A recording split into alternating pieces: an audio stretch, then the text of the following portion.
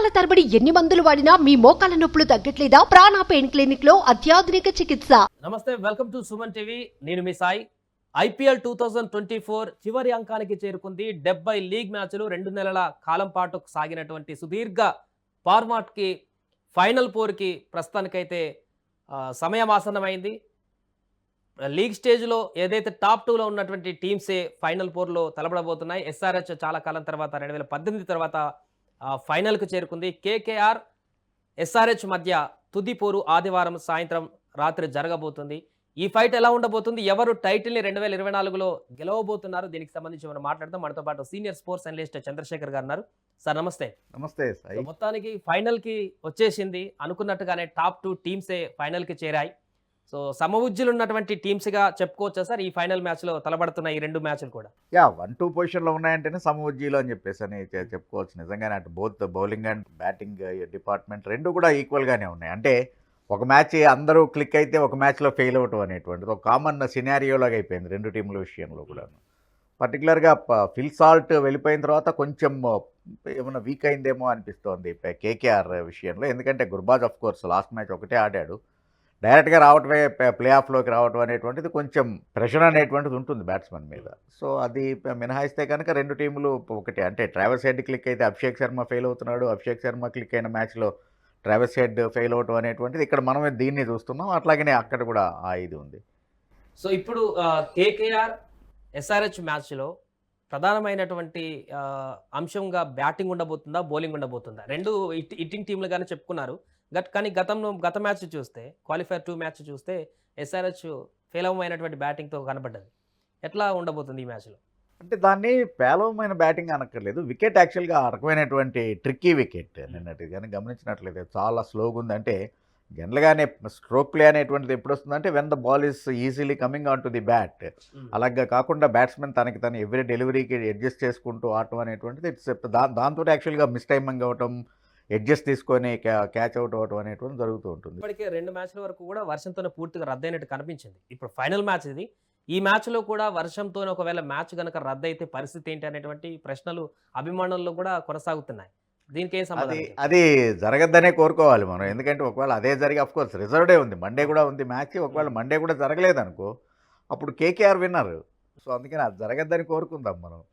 ఒకవేళ కనుక అది అయ్యేట్లయితే డెఫినెట్గానే ఎవరైతే గ్రూప్లో టాప్లో ఉంటారో, అంటే టేబుల్ టాపర్ ఎవరైతే ఉన్నారో by default they are the winners. అంటే ఆ రూల్ ఈసారి నుంచి పెడుతున్నారు. ఎప్పుడైతే ప్లే ఆఫ్స్కి రిజర్వ్ డేని అనౌన్స్ చేశారో, అలాగనే ఒకవేళ కనుక పాయింట్స్ అయితే నెట్ రన్ రేటు అది కూడా ఇది ఎట్లయితే కనుక మామూలుగా అంటే నెంబర్ ఆఫ్ విన్స్, ఈ రకమైనటువంటి రూల్స్ అండ్ అమెండ్మెంట్స్ చేసినటువంటి దాంట్లో ఇదే ఎప్పుడైతే రిజర్వ్డ్ కూడా అనౌన్స్ చేసిన తర్వాత అప్పుడు మ్యాచ్ కాకపోతే కనుక ఇంకా మళ్ళీ జాయింట్ విన్నర్స్ అని అనౌన్స్ చేయడంలో there is no meaning at all. So ఎవరో ఒకరికి ఇవ్వాలి అనే ఉద్దేశంతో ఆ రూల్ని they made it very clear. So SRH ఫైనల్కి వెళ్ళడానికి ఎట్లా చూడొచ్చు సార్? తెలుగు టీం చాలా కాలం తర్వాత హైదరాబాద్ టీం టాప్లోకి ఫైనల్లోకి వెళ్ళిందంటే కమిన్స్ కెప్టెన్సీ వల్లనే వెళ్ళింది అనుకోవచ్చా? కావ్య అమారన్ కూడా స్టేడియంలో తన నవ్వు కోసమే ఫైనల్కి వెళ్ళిందనేటువంటి కామెంట్స్ అభిమానులు కూడా సరదాగా చేస్తున్నారు. ఎలా చూడొచ్చు అంటారు హైదరాబాద్ ఫైనల్కి వచ్చినటువంటి? డెఫినెట్గానే కమిన్స్ క్యాప్టెన్సీ ఆ ఇంపాక్ట్ అనేటువంటి చాలా స్పష్టంగా ఉంది. ఎందుకంటే తను స్వయంగా బౌలర్ అవ్వటం వల్ల సహజంగానే బౌలర్ క్యాప్టెన్ అయితే ఏమవుతుందంటే ఆ వికెట్ కండిషన్ని చాలా తొందరగా రీచ్ చేయగలుగుతూ ఉంటాడు. సో కాబట్టి ఏ కండిషన్లో ఏ ఎండ్ నుంచి, అంటే వికెట్ యొక్క డైమెన్షన్స్ ఏంటి, సో కాబట్టి ఏ బౌలర్ని ఏ ఎండ్ నుంచి తెస్తే బాగుంటుంది, ఇట్లాంటివన్నిటి మీద కూడా ఒక పర్టికులర్ ఐడియా అనేటువంటిది ఉంటుంది క్యాప్టెన్ బౌలర్ అయితే. అది అడ్వాంటేజ్గా ఉంటుంది. సో అది కమిన్స్ యొక్క క్యాప్టెన్సీ ఇది ఎప్పుడు నవ్వుతూ ఉంటాడు. ప్లస్ డోంట్ ఫర్గెట్ ఇప్పుడు WTC వరల్డ్ టెస్ట్ ఛాంపియన్షిప్ అందించినటువంటి వాడు, వన్డే వరల్డ్ కప్ అందించిన వాడు, ప్రెస్టీజియస్ యాషెస్ సిరీస్ని నిలబెట్టినటువంటి వాడు. సో కాబట్టి అంత వ్యాస్ట్ ఎక్స్పీరియన్స్ ఉన్నటువంటి బౌలర్ కాబట్టి, ప్లేయర్ కాబట్టి న్యాచురల్గానే ఎవరి నుంచి ఏ ఆటగాడి నుంచి ఎట్లా తీసుకోవాలనేటువంటి ఒక పర్ఫెక్ట్ ఎగ్జాంపుల్ సాయి. ఎవరైనా కానీ ఊహిస్తారా షాబాజ్ అహ్మద్ని ఇంపాక్ట్ ప్లేయర్గా తీసుకుని వస్తారు అని చెప్పేసి అని? అసలు యాక్చువల్గా అంతా రాస్తున్నది ఏంటి అంటే షాబాజ్ అహ్మద్ పూర్ ఫామ్లో ఉన్నాడు కాబట్టి అసలు తీసేసేయండి అతన్ని అనేటువంటిది. బట్ 11లో పెట్టుకోకుండా అంతకుముందు చూస్తే కనుక ఫారెన్ ప్లేయర్ని, అంటే ట్రావెల్స్ హెడ్ని ఇంపాక్ట్ ప్లేయర్గా ఆడించినటువంటిది. క్రూషియల్ మ్యాచ్ వచ్చేటప్పటికి ఇండియన్ ఆల్రౌండర్ని ఇంపాక్ట్ ప్లేయర్గా తీసుకుని వచ్చి ఎలాంటి రిజల్ట్ తీసుకున్నాడు చూసి. ఈవెన్ మనం 175 చేసామంటే రనే ball Shahbaz Ahmed 18 runs very crucial ఆ టైంలో. ఆ తర్వాత క్లాసెన్ తోటి కలిసి చేసినటువంటి ఆ పార్ట్నర్షిప్పే మనం నిలబెట్టింది. అవును. ఈవెన్ అలాగనే 3 వికెట్స్ తీసుకోవటం అనేటువంటిది. సో ఇట్స్ రియల్లీ అక్కడ కనబడుతోంది క్యాప్టెన్స్ యొక్క మెచ్యూరిటీ ఏంటి అనేటువంటిది. Even Bhuvneshwar Kumar middle overs or death ఓవర్స్లో తేలిపోతున్నాడు కాబట్టి ఒకేసారి అతని చేత మూడు ఓవర్లు కంటిన్యూగా వేయించేస్తున్నాడు. ఒక ఓవర్ ఓకే, ఒకవేళ ఆఫ్ కలర్ అయినా కానీ ఇంకొకళ్ళు ఎవరు అడ్జస్ట్ చేయడం అనుకుంటుంది అనే ఉద్దేశంతో 2 ఓవర్లతో ఆపకుండా 3 ఓవర్లను వేయించడం అనేటువంటిది. సో ఈ రకమైనది. అట్లాగనే తను స్ట్రైక్ బౌలర్ టీంకి, 1 క్యాప్టెన్ 2 స్ట్రైక్ బౌలర్.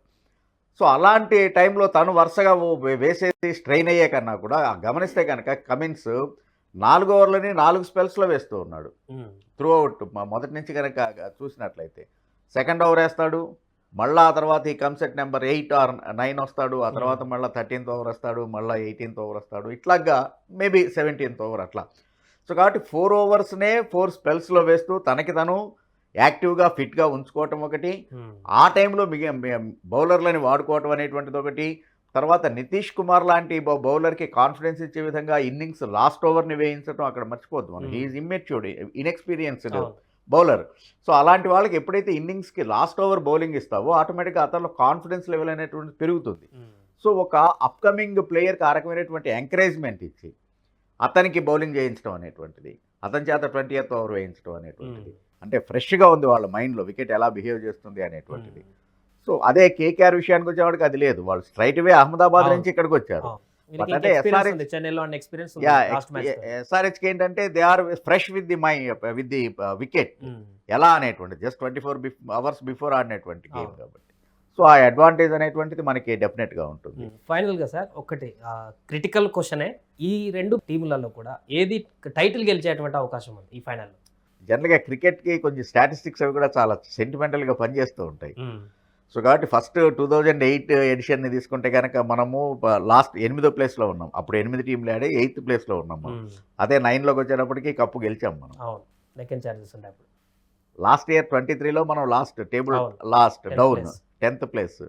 ఇప్పుడు మనం ఫైనల్స్కి వచ్చాం. సో కాబట్టి కప్పు గెలిచేటువంటి ఛాన్సెస్ మనకే ఎక్కువ ఉన్నాయి. And more over all 3 occasions, అంటే 16లో డేవిడ్ వార్నర్ గెలిపించిన, 9లో గెలిపించినా కూడా ఆస్ట్రేలియన్ ప్లేయర్లే మనని గెలిపించారు. ఇప్పుడు కూడా ఆస్ట్రేలియన్ క్యాప్టెనే మనకి క్యాప్టెన్. సో ఇలాంటివి కొన్ని మ్యాచ్ అవుతూ ఉన్నాయి. ప్లస్ తర్వాత ఏంటి అంటే న్యాచురల్గానే అటు క్లాసెన్ కూడా ఫామ్లోకి రావటం మనకి ప్లస్ పాయింటే. Even Abdul Samad is there.